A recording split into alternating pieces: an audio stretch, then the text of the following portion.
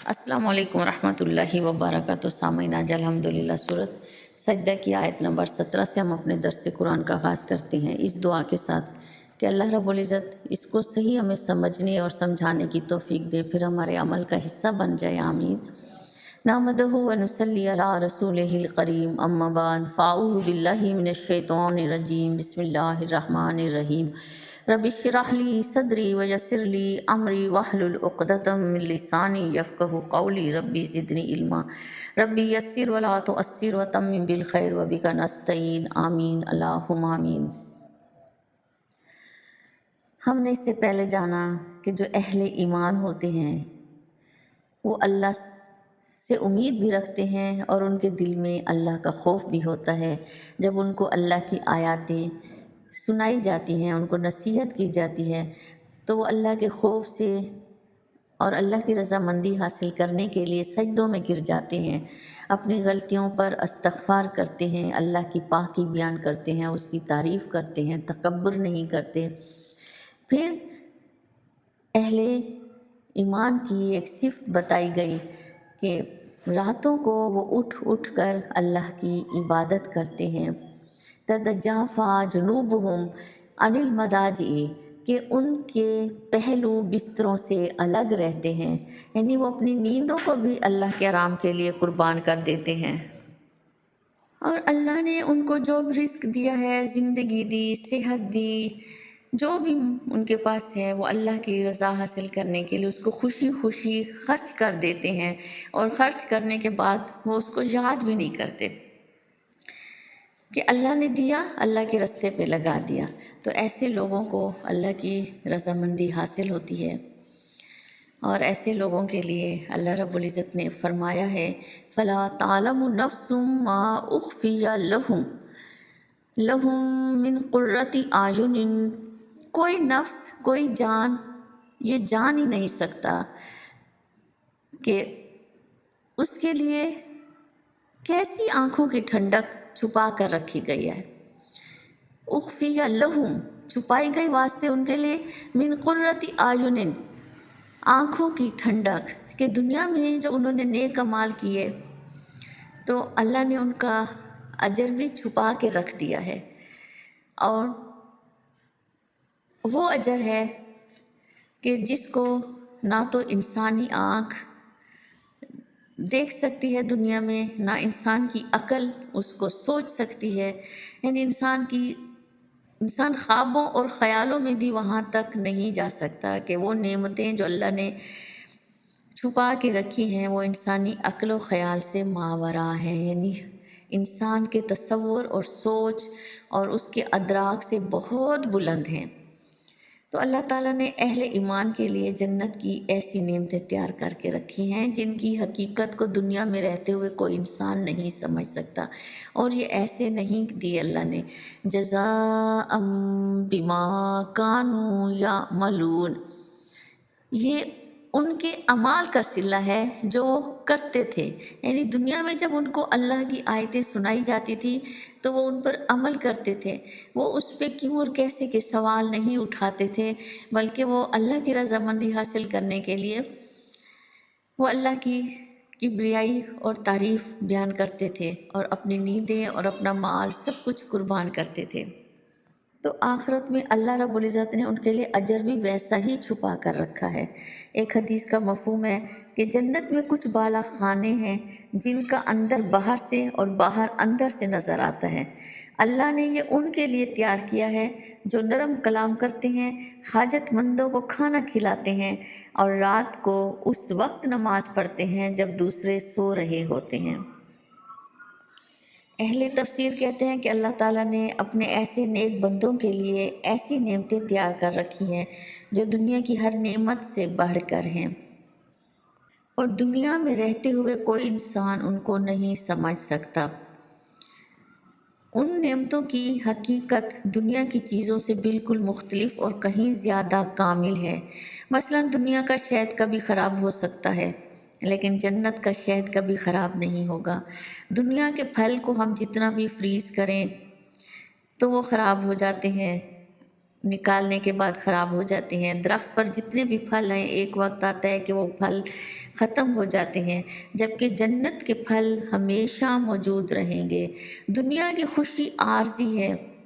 جبکہ جنت میں ملنے والی خوشی ہمیشہ قائم رہنے والی ہوگی۔ وہاں نہ کوئی غم ہوگا، نہ بیماری ہوگی، نہ بڑھاپا ہوگا، نہ موت ہوگی۔ مفسرین کہتے ہیں کہ جنت کی نعمتوں کے نام صرف دنیا کی نعمتوں جیسے ہیں، لیکن حقیقت اور کیفیت جو ہے وہ دنیا کی نعمتوں سے کہیں زیادہ مختلف اور بے مثال ہے۔ قرآن میں جنت کے پھل، نہریں، دودھ، شہد، ریشم اور محلات کا ذکر آیا ہے۔ یہ صرف اس لیے ہے کہ انسان کو کچھ اندازہ ہو سکے، ورنہ حقیقت میں انسان اپنے تصور میں بھی وہاں نہیں پہنچ سکتا جو اللہ رب العزت نے ایمان والوں کے لیے اجر عظیم کے طور پر وہ نعمتیں چھپا کے رکھی ہیں، جن کو دیکھتے ہی اہل ایمان اور اہل جنت کی آنکھوں کو ٹھنڈک ملے گی، ان کو سکون ملے گا، ان کو راحتیں وہاں نصیب ہوں گی۔ آگے اللہ رب العزت فرماتے ہیں افمن کان مؤمنا کمن کان فاسقا، بھلا جو مومن ہو وہ اس شخص کی طرح ہو سکتا ہے فاسقہ جو نافرمان ہے۔ لا یستوون، نہیں برابر ہوتے، یعنی مومن اور فاسق برابر نہیں ہو سکتے۔ تو یہ آیت ایمان والوں کی فضیلت کو بیان کر رہی ہے اور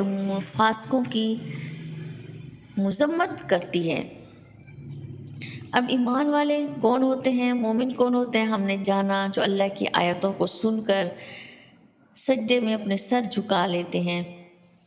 تو ایسے لوگ فاسق کی طرح نہیں ہو سکتے، ان کے درجات مومنوں کے اوپر ہوں گے، تو فاسق ان کے برابر کبھی نہیں آ سکتے۔ اب سوال پیدا ہوتا ہے کہ فاسق کون ہے، نافرمان کون ہے؟ جو حد سے نکل جائے، جو ایمان کی یا عمل صالح کی حد کو کراس کر جائے، یعنی اللہ کے حکموں کی نافرمانی کرنے والا فاسق ہے۔ تو آخرت میں مومن اور فاسق کا انجام مختلف ہوگا۔ آج جنت کی طلب رکھنے والوں کو دنیا میں اس کی قیمت ادا کرنی پڑے گی۔ جنت کی قیمت بہت مشکل ہے۔ اللہ کے حکموں کو ماننے کے لیے اگر اپنے نفس پر کنٹرول کرنا پڑے گا، اور جب خرچ کرنے کی بات آئے تو ایسا انسان جو جنت کا طلبگار ہے اس کو آگے بڑھ کر بغیر کسی صلے کے اللہ کی رضا کی خاطر علم بھی خرچ کرنا ہوگا، جان و مال سے بھی جہاد کرنا ہوگا، جان و مال کو بھی اللہ کی راہ میں خرچ کرنا ہوگا۔ تو جنت کی قیمت ہم نے دنیا میں دینی ہے، تب کہیں جا کر ہمیں وہ اجر و ثواب ملے گا جو اللہ رب العزت نے ہمارے لیے چھپا کے رکھا ہے، جن کو پا کر ہماری آنکھیں ٹھنڈی ہو جائیں گی۔ تو وہ انسان جو دنیا میں جنت کی قیمت ادا کر رہا ہے اور وہ جو اللہ کے حکموں کو پس پشت ڈال رہا ہے اور اس کے لیے اللہ کے حکموں کو ماننا بہت مشکل ہے، اس کے لیے ناممکن ہے، بلکہ یوں کہہ لیں تو غلط نہیں ہوگا، تو ایسے انسان روز محشر برابر نہیں ہوں گے، دونوں کا اجر و ثواب برابر نہیں ہوگا۔ اما الذین آمنوا وعملوا الصالحات، جو لوگ ایمان لاتے ہیں اور نیک عمل کرتے ہیں، فَلَهُمْ جَنَّاتُ الْمَأْوَىٰ، ان کے لیے ہمیشہ رہنے کے لیے باغ ہیں، جنتیں ہیں، نُزُلًا بِمَا كَانُوا يَعْمَلُونَ، اور یہ مہمان نوازی ان کے ان کاموں کی جزا ہے جو وہ دنیا میں نیک اعمال کرتے تھے۔ یعنی نزلم وہ مہمان نوازی ہے کہ جب ہمارے یہاں کوئی مہمان آتے ہیں اور ہم سب سے پہلے اس کو جو پیش کرتے ہیں، تو اسی طرح یہ وہاں جنت میں بھی جو دنیا میں نیک عمل کر کے گئے ہیں ایمان لانے کے بعد، ان کو اسی طرح کی مہمان نوازی کے طور پر ہمیشہ رہنے والی جنتیں اور باغات ان کو عطا کیے جائیں گے، جس میں وہ ہمیشہ رہیں گے۔ تو جنت میں جانے والے ایک لمبے سفر کو طے کرنے کے بعد، یعنی پل صراط کو طے کرنے کے بعد جب جنت میں جائیں گے تو ان کے لیے جنت پناہ گاہ ہوگی، وہاں سب کچھ ان کو بہتر طریقے سے پیش کیا جائے گا، ان کو راحتیں اور نعمتیں سب میسر ہوں گی۔ تو پتہ چلا کہ یہ ساری نعمتیں پانے کے لیے دنیا میں اللہ کے حکموں کو ماننا ضروری ہے۔ قرآن میں ایک اور جگہ آتا ہے کہ کیا وہ لوگ جو برائیاں کرتے ہیں، کیا وہ یہ سمجھتے ہیں کہ ہم ان کو ان کی طرح کر لیں گے جو ایمان لا کر اچھے کام کرتے ہیں؟ دونوں ایک جیسے نہیں ہو سکتے، ان کی زندگی موت برابر نہیں ہوگی، یعنی مومن اور کافر کی زندگی اور موت میں بھی فرق ہوگا۔ کتنا برا ہے جو وہ فیصلہ کر رہے ہیں، یعنی دنیا کی راحتیں پانے کے لیے وہ اللہ کے حکموں کو ٹھکرا رہے ہیں۔ تو اللہ فرما رہے ہیں کہ کتنا برا ہے وہ جنہوں نے آخرت کو بہتر بنانے کے بجائے دنیا کو بہتر بنانے کا فیصلہ کر لیا، اور کہتے ہیں وہ کہ اچھے کام کرو یا برے کام کرو کوئی فرق نہیں پڑتا، سب ایک جگہ تو جانا ہے۔ تو قرآن ہمیں بتاتا ہے کہ متقی الگ ہوں گے، مجرم الگ ہوں گے، جنت والے دوزخ والے برابر نہیں ہو سکتے۔ آخرت میں کامیاب وہی ہیں جنہوں نے دنیا میں اللہ کی رضامندی حاصل کرنے کے لیے اپنا سب کچھ قربان کیا، نیندیں بھی، مال بھی، اور وہی لوگ فلاح پانے والے ہیں۔ تو اللہ رب العزت سے دعا ہے کہ اللہ رب العزت ہمیں ایسے کام کرنے کی توفیق دے کہ ہم آخرت میں فلاح پا جائیں، اور آخرت میں ہمارا ٹھکانہ ان لوگوں میں ہو جو جنت کی نعمتوں کو پائیں تو ان کی آنکھیں ٹھنڈی ہو جائیں۔ تقوی اختیار کرنا ہی دائمی کامیابی کا ذریعہ ہے۔ آخرت کا انجام انسان کے اپنے اعمال کے مطابق ہوگا، مومن اور فاسق وہاں برابر نہیں ہوں گے۔ وآخر دعوانا ان الحمد للہ رب العالمین۔ سبحانک اللہم و بحمدک اشہد ان لا الہ الا انت استغفرک و اتوب الیک۔